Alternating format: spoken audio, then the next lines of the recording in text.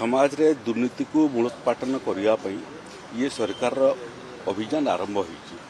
आपण देखिए गुड़िए सरकारी अधिकारी मध्य असाधु व्यवहार पाई असाधु कार्य पाई विजिलेंस जाल में पड़े। संबलपुर डीएसआर गिरफ होकर जेल रे अछंती जे गोटे मृत मनीष को जीवित करी तार सेल डीड प्रस्तुत कर देथिले। मानेश्वर एडिशनल तहसीलदार से भी जेल रे अछंती। गोटे पर गोटे घटना घटला परे दुर्नीतिग्रस्त अधिकारी माने निजको सुधारू नाहंती।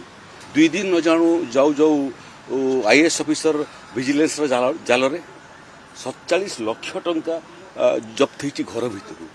क्यों आसला 47 लाख टंका एवं 10 लाख टंका धमकी नापी जड़े क्रसर बेपारी को मागी।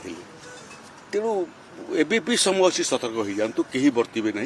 Zero tolerance against corruption. ये जे करिवो से जेल को कहीं लांच दियंतु नहीं। जो अधिकारी लांच दौची जदि आमर कार्य सिद्धि करने आम लांच देवा ताकू लांचुआ करदेवा। लांच नेबाटा जिते बड़ अपराध लांच देवाटा मध्य सम परिमाण अपराध एवं समाज को यह क्षतिग्रस्त करुच्ची। तेणु मोर आपणकर गणमाध्यम माध्यम समस्त को अनुरोध आदौ लांच दियंतु नहीं। लांच मागुवा अधिकारी को